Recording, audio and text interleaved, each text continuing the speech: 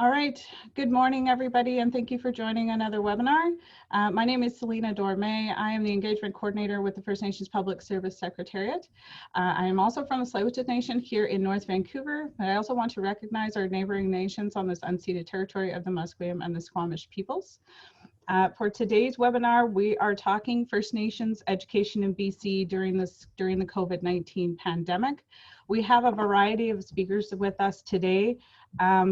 So I'm going to go ahead and introduce all of them. We have a number of them, but you might not see all of them.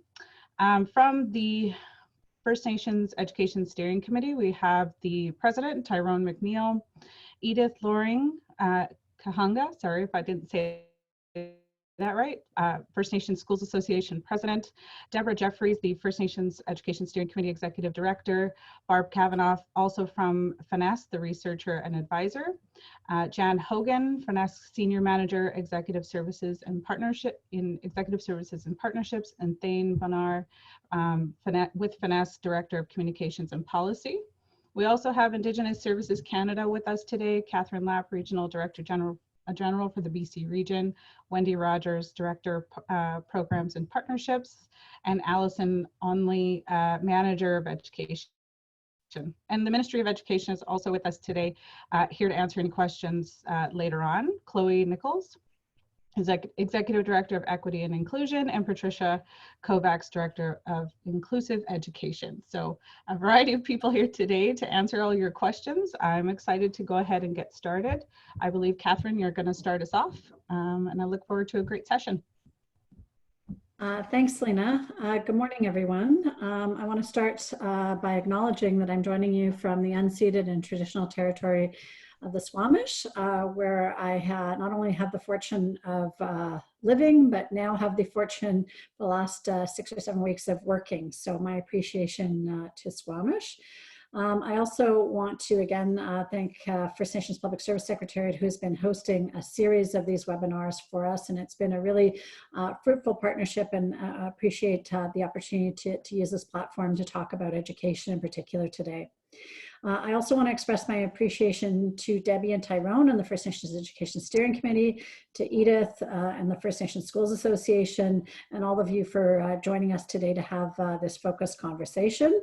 And my thanks as well to the Ministry of Education, to Chloe and others who might be joining us, so that we can, in fact, have everyone here to hear the questions and feedback, and be able to provide you with the answers that you're looking for.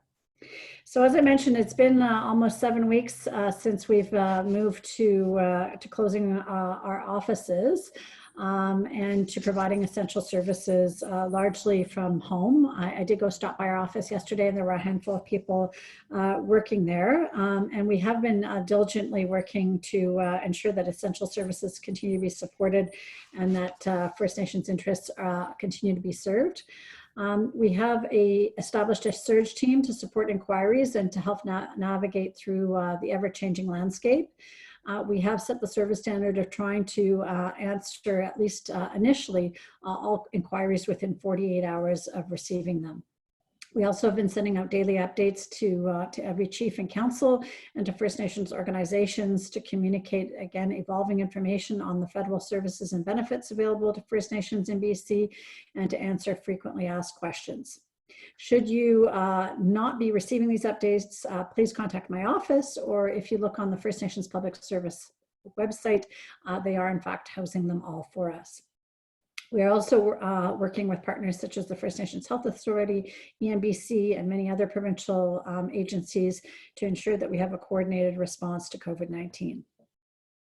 I'll start by mentioning that most First Nations should have by now received their allocation under the Indigenous Community Support Fund. We still have about 9 communities that we're waiting to get amendments from, but all others should have received their allocations, which are in addition to emergency management advances we gave at the end of last fiscal year, and as well as in addition to social assistance supports that we've provided. The Indigenous Community Support Fund allocations are there to address immediate needs such as food security, educational and other supports for children, preparedness measures to prevent the spread of COVID-19, the establishment of emergency operation centers, and yes, the frequently asked question we get, it can also cover security costs. The intent in giving an upfront allocation was to provide leadership with flexibility and reduce the back and forth to get costs approved and then reimbursed. So hopefully that is providing you the predictability and the flexibility to do what you need to be doing during these times. We are in the midst of contacting each and every First Nation as well to get a better sense of how you're doing with these allocations, to ensure that we're answering questions, and to get a better sense of the trajectory going forward in terms of what your needs might be. While there hasn't been new funding announced for elementary and secondary education, I want to assure you that all the funding for education will continue for the year as anticipated, with the intent of giving schools the flexibility to support continuity of learning as it makes sense in your communities for your family, for you, your families, and students. In addition, should education be considered a priority in your community, the Indigenous Community Support Fund may also help you to augment funding for things like student learning packages or other needs that students and their families may have. FNESC and FNSA will be providing information this morning on considerations provided to your First Nation schools and able to respond to questions you may have. On April 22nd, the Prime Minister announced the Canadian Emergency Student Benefit that provides additional funding for post-secondary education students affected by this crisis. Legislation was passed by the House of Commons on Wednesday and is before the Senate today. In addition, more than $75 million was committed specifically to increase supports for First Nations, Inuit, and Métis students. We are awaiting further information on this. However, we have been advised that the intention is to reach students, for the funds to reach students as quickly as possible. As such, we will be using existing authorities and contribution agreements as much as possible while preserving partners' current flexibility for student allocations. I also, excuse me, want to acknowledge that the province has also announced a $1.5 million fund for Indigenous students. This emergency assistance fund can support emergency living expenses like groceries, cell phone bills, and childcare, and other unanticipated medical, dental, optical costs, travel costs for family crisis or community obligations. Students can contact the Indigenous Student Service Center on campus for assistance with the application process. So we all appreciate how difficult this has been for post-secondary students who finish the year in virtual classrooms, are challenged to find summer jobs, and don't know what the fall semester might look like. Hopefully these supports will at least ease some of the financial anxiety that they're facing. Throughout this time, Iske has continued to work collaboratively with our education partners who are on the line today. In fact, we meet with our partners weekly to ensure that First Nation learners remain supported during this difficult period and plan what will be needed in the coming months. I can certainly speak as a mother as well, who is trying to support a child doing homeschooling, that this is not an easy experience and that there are lots of challenges that any family might face.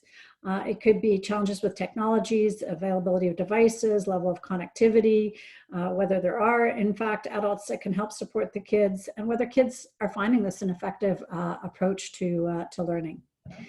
The penny dropped for me the other day when I decided that maybe the way forward for us was to put a little less pressure on my daughter, and for us to do our best to try and find a balance rather than arguing about whether we were going to get every assignment in on time. And so I know it's a challenging journey for kids across the province, and it's fantastic that First Nations kids have the support and leadership from FNESC and FNSA. I look forward to continuing this important work and to hearing from you today in terms of what some of the questions are and how we work together. So my thanks to you all again, and back over to you, Selena. Great, thank you so much, Catherine. I'm going to go ahead and hand it over to Tyrone. Thank you. Appreciate the opportunity provided by the Regional Office and First Nations Public Service to share some information specific to First Nations education. FNESC and FNSA have been working quite closely since the onset of getting important and pertinent information out to schools and communities. We've done that primarily via email. So a video opportunity is different, but we're used to video calls now because that's becoming the norm. We have a process in place where the FNESC and FNSA executive are meeting and dialoguing, strategizing weekly As well, we're dialoguing regularly with the regional office and the Ministry of Education as well, in terms of finding out what it is the ministry is doing for public schools and how our kids might be impacted or implicated by that. And then from there, bridging what's happening in public schools. The good things that are happening in public schools should be brought into our schools on reserve as well. Paying a lot of attention to K-12 with the recent announcements on federal support for post-secondary students in particular. We're starting to turn our attention there as well. In this short time that we have here this morning, we'll be updating you on some key activities, not all the activities we have undertaken, but some key activities that I think primarily describe the role between from the First Nations federal side to our schools and students. And maybe we should consider in the future a follow-up town hall where we bring the province a little bit more meaningfully into this dialogue as well. And if you're not aware of the information that FNESC and FNSA have been putting out, you go to our website, www.fnesc.ca/COVID-19, and you'll find all kinds of information there. So some of you, or hopefully many of you, would have been receiving our information that we're sending out to schools and communities over the last number of weeks. So I'm not going to go into much detail. I got a couple of my key staff will walk us through some key pieces, but really looking forward to some questions and comments after our presentation and updates. Thank you very much. All right, thank you so much, Tyrone. Edith, I'm going to go ahead and hand it over to you. My name is Nuxgus of the House of Gwynanook of the Luckaboo clan of the Gitxsan Nation. My English name is Edith Loring-Kuhanga. My parents are the late Chief Gwynanook of the Gitwanga First Nation and the late Arthur Loring of the Botany Valley of Lytton.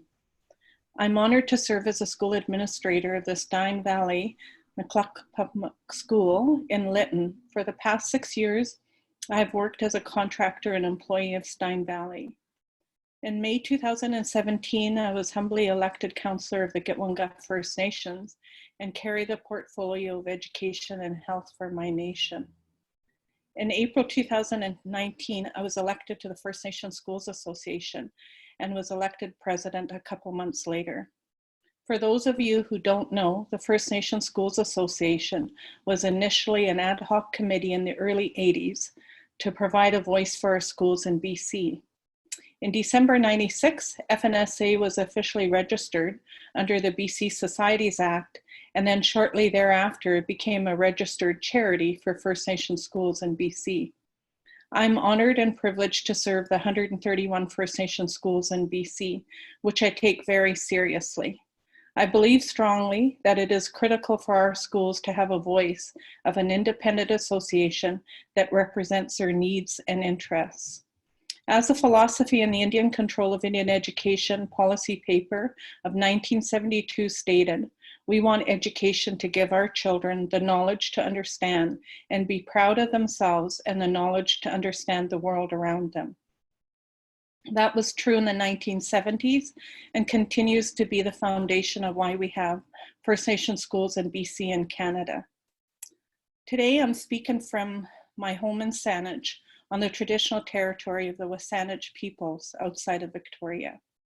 I want to thank Catherine and her staff of the Iske BC region and the First Nations Public Service for the opportunity to share in this town hall meeting today.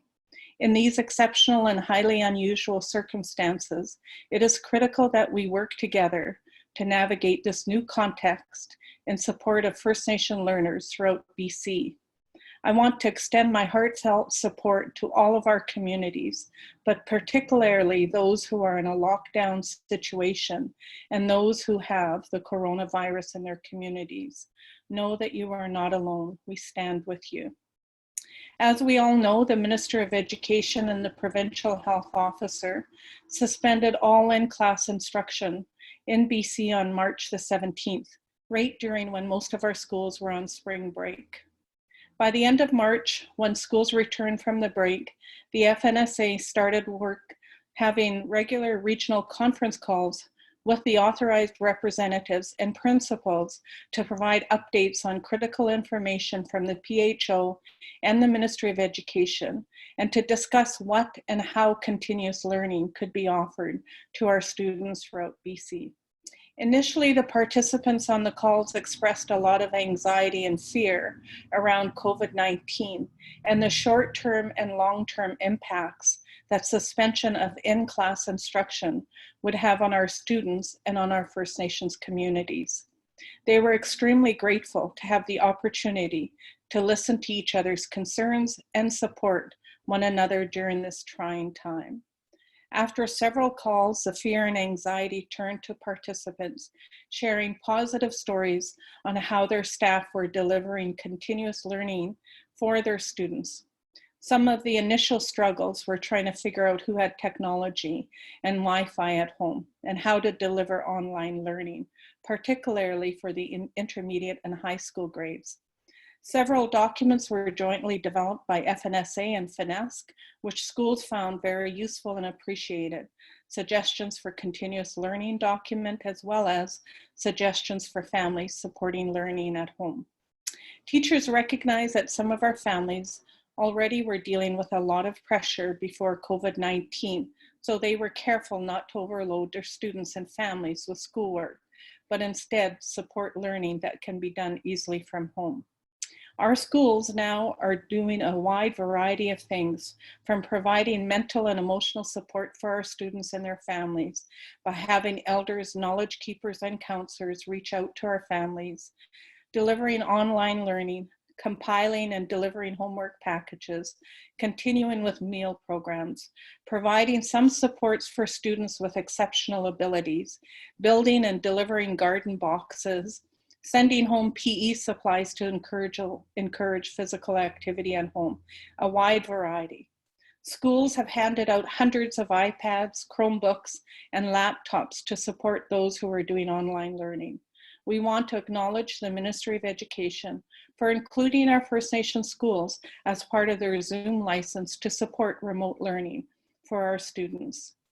While many of our students are doing okay with the continuous learning from home, we also recognize that some of our students who were struggling before COVID-19 are facing bigger challenges during COVID-19. Our schools are working hard with reaching out to those students and families and trying to support them in the best way possible. I want to thank FNESC staff and board for supporting our schools as we continue with our work in educating our children. Finally, I want to send out a huge thank you to all of our staff in all of our First Nation schools who are being innovative, creative, and thinking outside of the box in order to meet the holistic needs of our students attending First Nation schools in BC, emotionally, mentally, physically, and spiritually. So on behalf of the First Nation Schools Association Board of Directors, I thank you for joining us today to talk about education of your most important resource, your children. I look forward to your questions. Thank you. Thank you so much, Edith. Very well prepared. We actually got a separate email saying that your presentation was just wonderful. So you just were straight to the point. You had everything that you had ready to go. I'm going to go ahead and pass it on over to Debbie Jeffries now. You're on mute.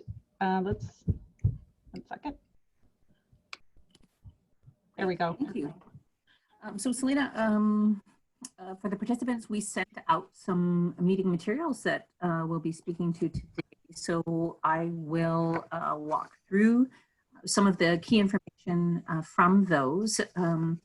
So we're going to start out with the First Nations school and program funding piece, recognizing that certainly we're in unprecedented times of uncertainty, and that the 570,000 students approximately in public schools have classes suspended.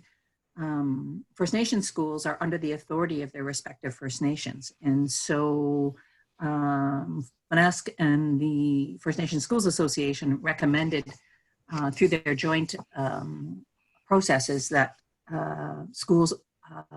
First Nations schools also suspend in-class instruction. Most have, but we really want to assure folks that, as you heard from Catherine, the funding continues. So funding remains in place for First Nations schools to ensure teachers can stay on salary and plan for continued learning as we move through the pandemic, and that facilities can be maintained. FNESC also administers a number of grants to schools and communities. So we want to assure our schools and communities that these funding grants will continue for the 2019-2020 school year. I won't list them all, but those funds will continue to roll out to schools and communities to support learners as we move through the pandemic. We've also recognized, as in-class instruction is suspended, that reporting deadlines and timelines have also been extended, and as those get updated, those are sent out to schools and communities. So, Selena, if we can move down to the technology for teaching and learning. Yes. Thank you. Okay, it's ready. So we've heard from First Nations concern about having access to technology and connectivity required to continue some students' education. And this question has come to us. And so we're not aware of any specific funding to support technology needs of students in public schools or First Nations schools in response to the pandemic. However, we've heard from Catherine that the Indigenous Community Support Fund has gone out to the majority of First Nations at this point, and that this fund is intended to provide Indigenous leadership with the flexibility needed as they prepare for and react to the spread of COVID-19.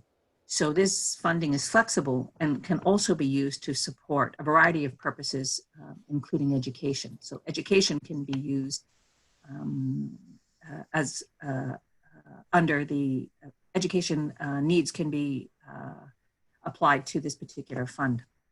Also, under our BC Tripartite Education Agreement, those First Nations funded under this agreement have flexibility on how to best invest their education funds, and First Nations may want to adjust their education budgets to ensure their priorities and needs are addressed under this particular funding. With respect to post-secondary students, again, First Nations have decision-making authority on funding provided under the post-secondary student support program. And this, of course, includes the ability of First Nations to support the purchase of technology for their funded students. And we heard Catherine highlight the new support fund, the $65.5 million for First Nations post-secondary students across the country. So there is flexibility in existing funding pots to meet the needs of learners with respect to technology. Moving along to local education agreements. Local education agreements are agreements between First Nations and a Board of Education for education services for the 7,900 on-reserve students attending public schools. And so we have been having conversations with the Ministry of Education on how the on-reserve students are being supported while classes are suspended. And we really encourage First Nations to do outreach to their respective school district and ensure that supports are being provided for their learners while classes are suspended, and that we have requested that the ministry do outreach to all school districts to refrain from asking for tuition payments at this point in time until there's clarity on the continued learning that is being provided for the 7,900 on-reserve students at this point in time. With respect to mental health and well-being, we're in a pandemic, heightened anxiety, heightened frustration. So we really want to make sure that we're supporting the mental health and well-being of families and students at this time. We want to ensure educators are supported in addressing these new mental health challenges that may arise. And it's also important to keep in mind that students who are not considered vulnerable prior to COVID-19 may be vulnerable now. So we want to support folks to do outreach. We recognize the First Nations Health Authority is a resource for culturally relevant mental health and well-being supports. Our organization just sent out this morning a bulletin on mental health and well-being that lists a variety of supports that students and families and community members can access at this time during our pandemic. So we really want to make sure students are feeling as best we can safe and secure in these times of uncertainty. With respect to First Nations schools that are independent schools, we have about, I think, 29 First Nations schools that are also independent schools. And we recognize First Nations schools fall under the authority and jurisdiction of First Nations. So we sought clarity from the Ministry of Education with respect to directives that may go out to all independent schools. And how does that then apply to First Nations schools? The jurisdiction of First Nations over their schools is definitely recognized, and that there will be no impact to independent schools for not being in alignment with directives from the ministry. So those are some of the high-level information pieces that went out to First Nations. And we really encourage folks to look at the website that we have. It's listed on the document. And I certainly also welcome your questions and comments as we move through the town hall. And I will ask Barb Kavanaugh now to highlight our resources and information on the environmental scan that we undertook. Thank you so much, Debbie. Barb, I'm going to go ahead and hand it over to you, and I will pull up that other document that you're going to speak to. Thank you, and good morning, everyone. As Debbie and Edith both quickly referenced, FNESC and FNSA have been sharing a number of resources to try to support First Nations and First Nations schools at this time. I'm going to talk about a few of them, and they're all included on our website. We have distributed two editions of a document called Suggestions for Continued Learning, editions 1 and 2. These documents include ideas for educators that we hope they can adapt and use to assist students remotely while classes are suspended. These documents generally provide a combination of some ideas for online resources and websites that are hopefully going to be useful to people that we recommend might have some good ideas for learning at home. But we've also tried really hard to include some ideas for activities that can be done without technology. So things like tips for math activities that can be done at home, some accessible science experiments that can be implemented without having access to extensive equipment and resources. We've heard through communications with First Nations and First Nations schools that many are trying to take a bit of a hybrid approach, and they're supporting both online and remote instruction using technology, but they're also providing packages and learning resources that are in a paper format.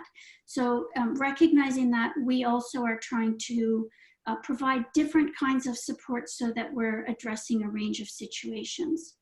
We also have distributed suggestions for families to support home learning activities.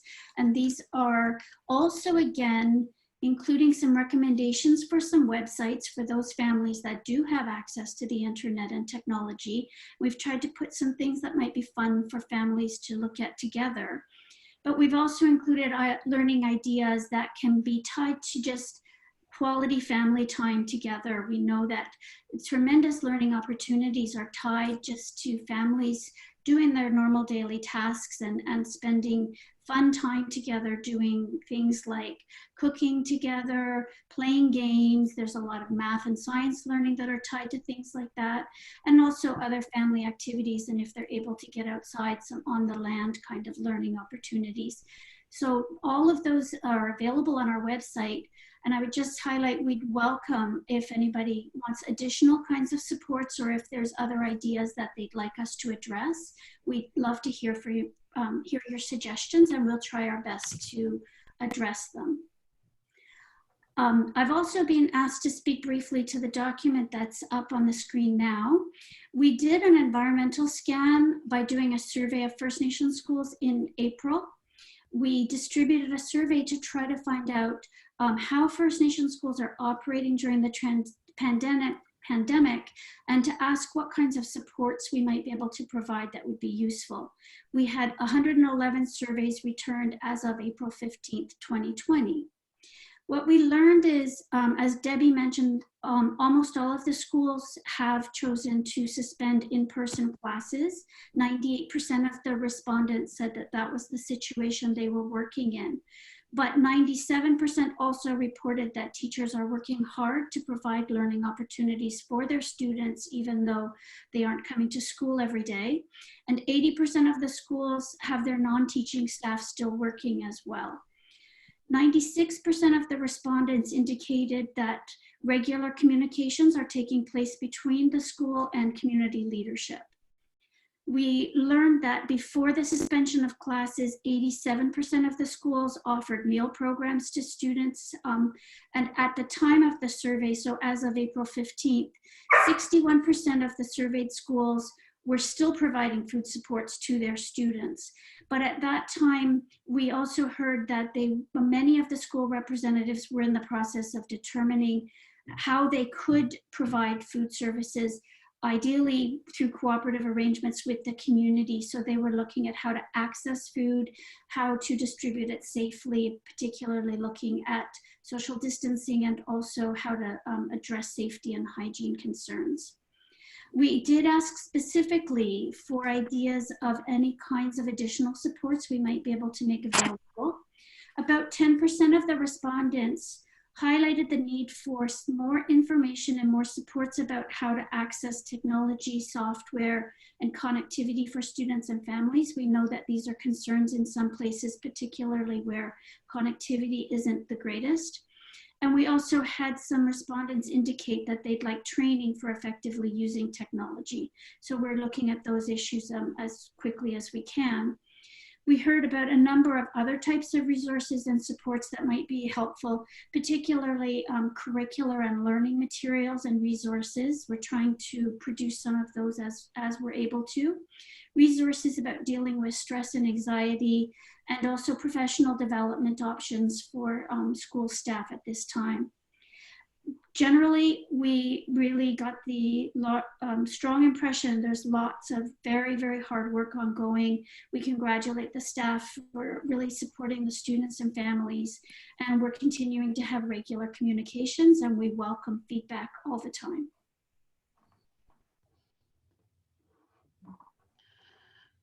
Thank you so much, both of you so much. I think now we're going to move on to Q&A. So we actually do have a number of questions already in the queue. And I'm just going to start at the top. If you have you can see all of the other questions, I believe, and you can like other questions, so they're boosted to the top to make sure that we get a chance to cover those. The first question is for Indigenous Services Canada. Can the Iske emergency support allocation be used for food packages to be delivered to members' homes? In other words, food security. This is to help prevent members from having to go shopping and ensure all members have food. So as I sort of outlined in the beginning, that absolutely the Indigenous Community Support Fund can address food security issues. The intent initially, and the way it was funded, was to support at-risk populations in particular. Different communities are taking different approaches to what security looks like depending on their access to food and and whether they're in self-isolation. There is, as I think Barb was sort of referencing, the fact that there were lunch programs or breakfast programs in schools, and that many of them are continuing, is a demonstration of the partnership that has taken place in many communities between schools and the leadership and administration to sort of combine the resources that they have for food to deliver care packages to homes and so on. So yes, it can be. Great.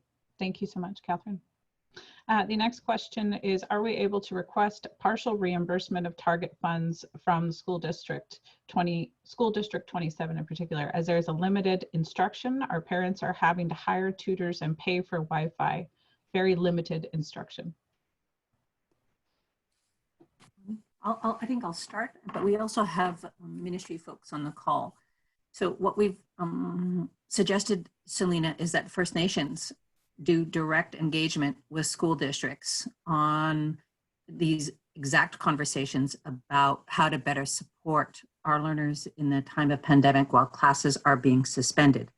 And we are also looking at having conversations about the funds, the targeted funds that exist to support learners and how those can be better utilized to support families and learners at this time. So we are wanting to encourage direct outreach and conversations between a First Nation and a school district about utilization of these funds to meet the needs of learners. I'm not sure, Patricia, if you wanted to, Patricia's from the Ministry of Education, wanted to also weigh in on this. We really want to ensure that our learners are being supported through continuous learning opportunities, and whether that's a loan of technology, whether that's a repurposing of targeted funds or repurposing some of the tuition funds, we feel all of those are opportunities for First Nations to have frank conversations with their respective school districts on providing those necessary supports. Thank you. Go ahead, Patricia.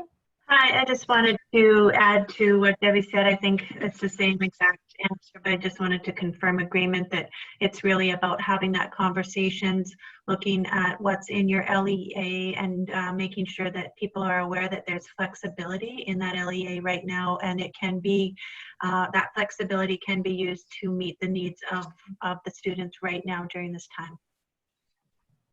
Thank you so much. If I could chime in quickly, Celine. Sure thing.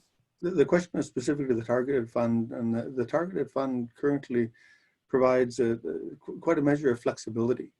Where First Nations and school boards agree to spend the targeted fund a certain way, the ministry generally doesn't step in to interfere. So really hoping there's local conversations happening between school boards, principals, and First Nations communities on the best use of the existing targeted funds during the rest of the school year. The question spoke to tutors for students in community. The targeted fund, upon agreement by both parties, could easily support that. There's nothing stopping the targeted fund being spent supporting initiatives in community, whatever they may be, directly in community or online through community and whatnot.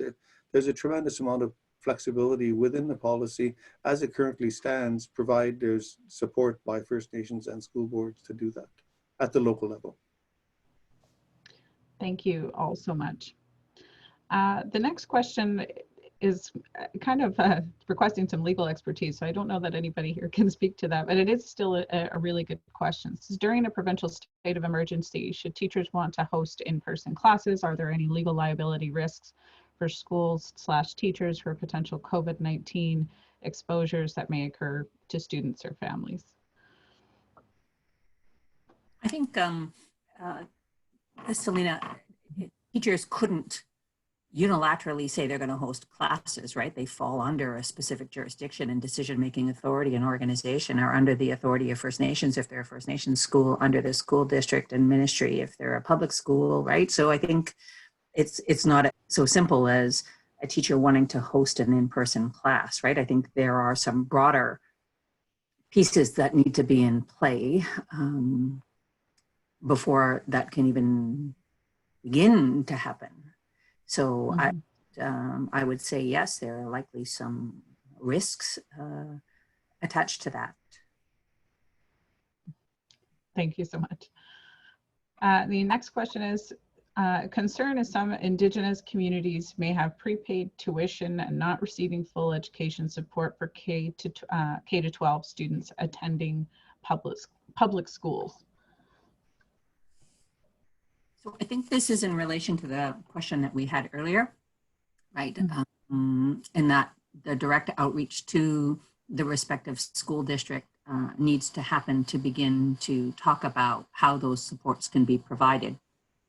We want to do some outreach to First Nations in the near future to determine whether or not those continuous learning options are being offered to our First Nation students and what additional supports are being provided. So we certainly look forward to getting that information out and doing some analysis on that. But one of the principles of the ministry deals with vulnerable students, principle 3. So we really want to make sure that our students are our priority for providing supports as we're in this time of continuous learning, and we want to make sure that families and students are getting the support they need. Selena, pandemic aside, we in our position, and my position is that the tuition is a payment for the purchasing the services of education supports. So I've heard from my local communities here in Stalo country where some parents are getting hounded by teachers to connect via Zoom and other mechanisms, even teleconferences. So teachers are really doing best efforts to reach out to parents, to engage them, to get them some resources and curriculum and whatnot. So in that case, I say absolutely, that if you're receiving a service, you pay. Whereas other parents, I'm hearing, they can't get in contact with teachers and principals and whatnot. So then I would leverage whether it's in it is in most of our LEAs where it speaks to that purchase of service aspect of it, that if the services aren't being received, why on earth would we pay? Where we should be retaining those resources and doing things within community to best support our kids and parents in that. Whereas if we're receiving some service or part service, then we should look at prorating whatever the tuition payment is. But ultimately, we should be looking at and working with parents and schools developing education plans for our kids. The education plans that provide details on the communications, whether they be Zoom or whatever, or email or teleconferences, the movement of curriculum and resources from teachers to parents to schools, and some kind of communication on how well they're doing and whatnot. So the more supports for our students, the more reason that we pay a tuition. The less supports for our kids, the more reason not to pay tuition or full tuition. That actually leads, you mentioned prorating, and that's the next question is, can an LEA payments be prorated? I would argue yes, depending how the LEA is drafted. There may or may not be wording in the LEA, but just going back to the unusual circumstances we're currently in, and I would utilize a position like that this way, Selena, that if I'm worried about some of our kids not receiving service or full service, or we know they're only receiving partial service, I would leverage a conversation with principals and trustees that, hey, I'm concerned our kids aren't receiving full service, and as a result, I'm not paying you the full tuition. Typically, that'll catch people's attention and go, gee whiz, we need to do better. Let's provide as many supports as we can to have some confidence from the community that, yes, there's value in service there, so let's pay full tuition.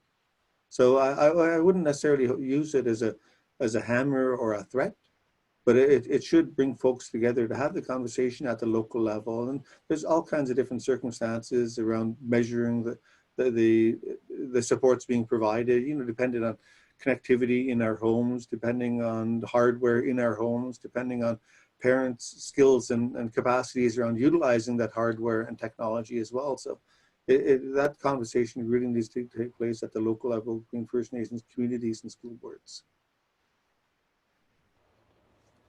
Great, thank you so much. The next question is, We need IT support to help our students set up with their schools, as many parents are having difficulty logging on to student portals. Is there any funds available to hire an IT for First Nation community? I think this one was covered in our overview in terms of technology. There are no specific funds for this other than the Indigenous Community Support Fund that Catherine had highlighted, and First Nations looking at their existing budgets to prioritize these types of things to better support their learners. But there is no dedicated fund that we're aware of for this. Thank you.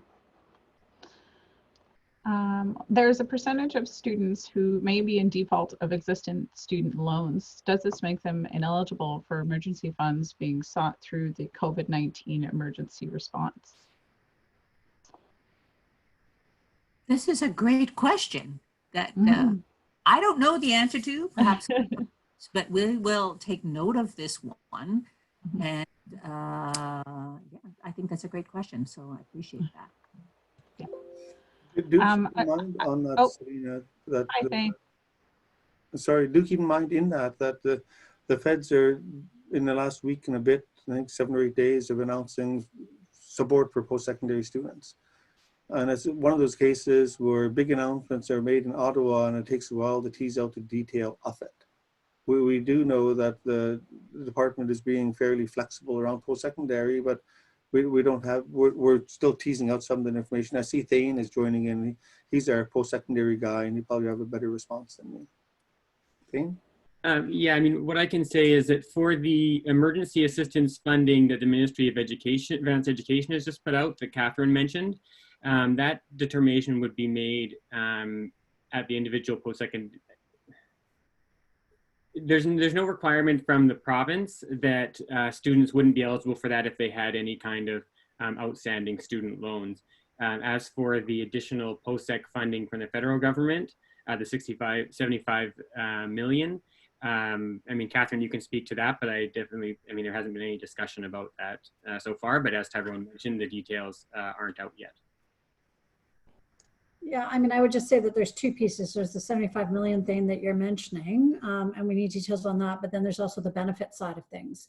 And the benefit side has been there to replace income and to make sure that basic needs are being met.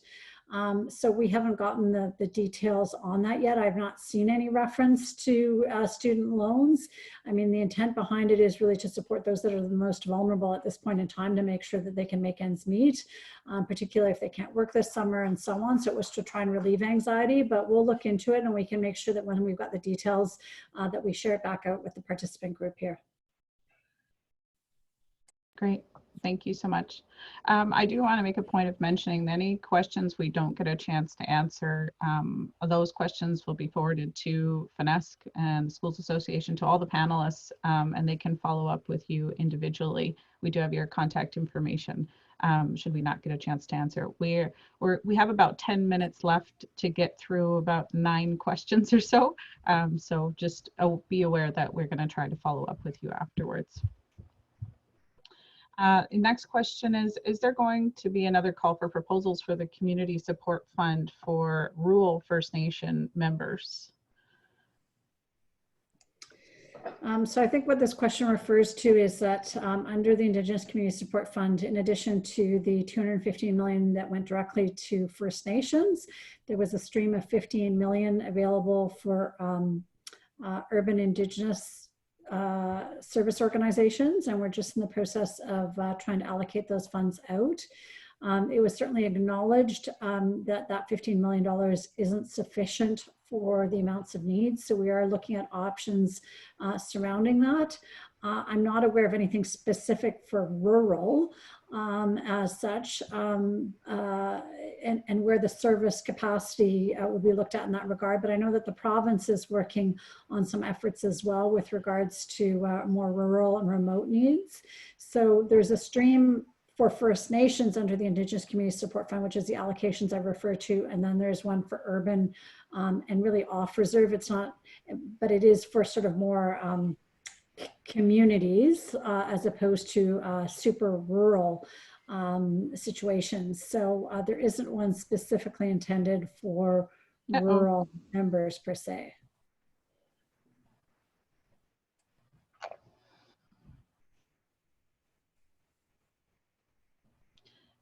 Thank you, Catherine. Oh, it looks as though I froze a bit. Hello? Can you hear Oh, you? no.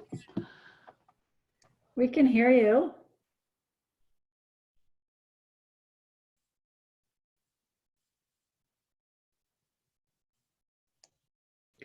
Can you guys hear me? We can take over the role of reading questions and answering, yes? Sorry. Hello.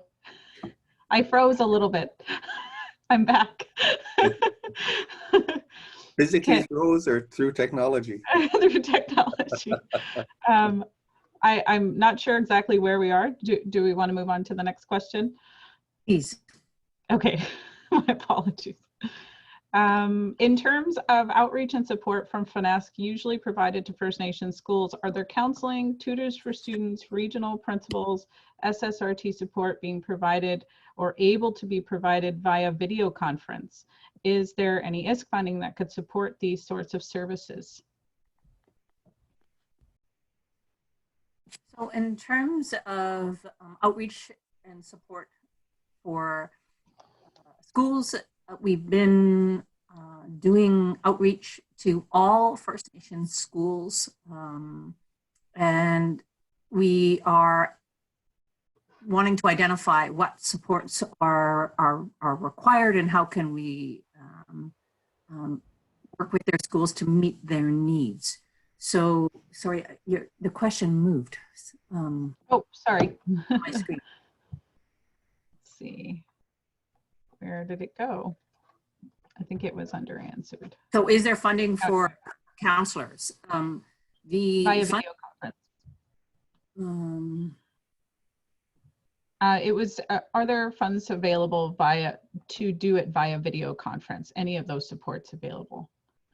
Well, actually, I think we're all learning a lot as we move through this pandemic. And we've had conversations with our joint executives about looking at a video conferencing platform that we can utilize going forward. And First Nations schools have been provided a Zoom license from the ministry, and we do know that our staff in their contact with our schools are providing supports to schools through our existing staff. We don't have counselors specifically on staff at this time.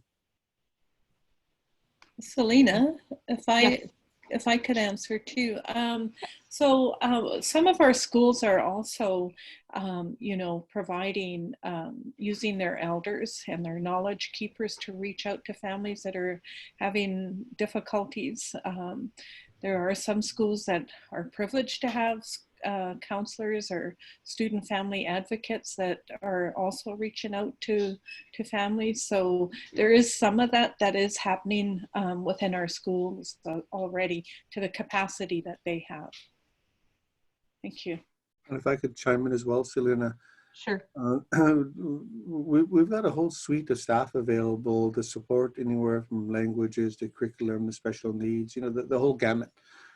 With COVID here, we're providing much of those same services through remote vehicles like Zoom and other mechanisms. So those staff are working from home. They can't walk into schools like they used to, or at least not right now. So we're continuing to find ways to engage teachers and principals to support them, to support their instruction of kids and whatnot. So there are a lot of supports provided. Not enough time in this call to go through them, but I think you'll see it in some of the COVID-19 information we have on the FNESC website in particular. Thanks. And Selena, if I could just add again as well, I think too, the other thing that we're encouraging our schools to do too is to reach out to community supports. And I think that's really important that we continue to do that so that it's not just left up to the school. Thank you so much, Edith. Next question is FNESC able to provide sample surveys to gather data to conduct a scan of services received from school districts? We have completed 2 surveys in our Indigenous school, however, need some assistance to gather data to make a case for a prorated tuition. I think this relates back to what I had mentioned earlier, that we want to do some outreach to First Nations to gather some information from them on how well supported or not well supported they are at this time. So we certainly welcome everyone's input into that, and certainly that will detail some of the information that we're looking for with respect to specific supports for students, and that First Nations can use that instrument as well to directly follow up with their districts. And keep in mind as well, Selena, you know, we'll support communities as best we can. I don't think we could tell or direct community, well, you should pre-rate your tuition or whatever like that, but certainly investigate to find out where the supports are. And then from there, we can elevate it to the ministry, like the officials that are online right now, to the teams within the ministry that are ready and have a mandate to parachute into school districts and have conversations with trustees and superintendents and whatnot around the effectiveness of education supports for our kids. So there's a role a ministry plays there too, and quite often there may be issues at the local level, but when you elevate it to the FNESC ministry level, there's mechanisms to kind of step in there and you know, make things happen in a better way. So for our First Nations reps on the call, feel free to reach out to us as necessary. If you're hitting the wall in certain areas, reach out to us, and you know, we can provide supports. We can bring ministry officials online so that they could hold school boards to account as well. So it could quite easily be elevated, and we take a team approach and you know, respond as quickly and effectively as we can between FNESC and the ministry. Thank you so much. I'm just going to do one more question. How can we assist K through 12 students with their fine motor skills, or K through 2, I guess, their fine motor skills, as they may not be getting them at home? How can we assist students with disabilities when they're at home? I think for us, we have put out information on continuous learning for teachers, continuous learning for families, so we'll take note of that one. But students with diverse abilities and exceptionalities are a priority under continuous learning. So perhaps, Patricia, I will punt that question to you.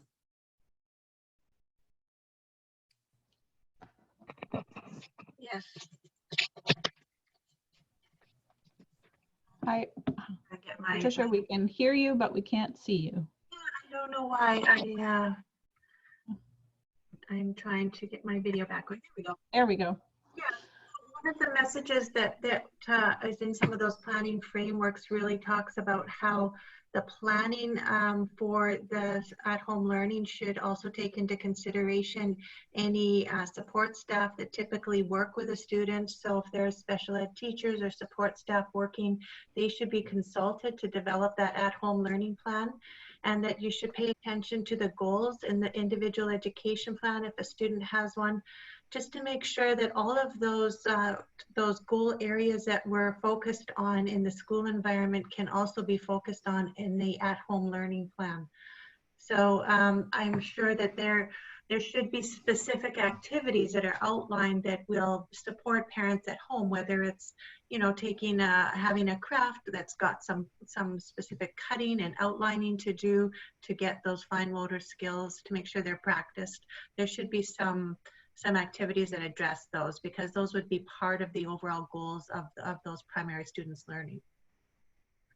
And Celine, if I could just add to, in terms of those students that are attending First Nations schools, a lot of the staff are currently working with those that have IEPs, as well as some of the students are coming into the school to provide sort of those one-on-one supports. And FNESC staff, they have a special ed department who can also provide supports, and they can reach out to them. So there's a variety of means that could support our students that are that have IEPs and need that extra support.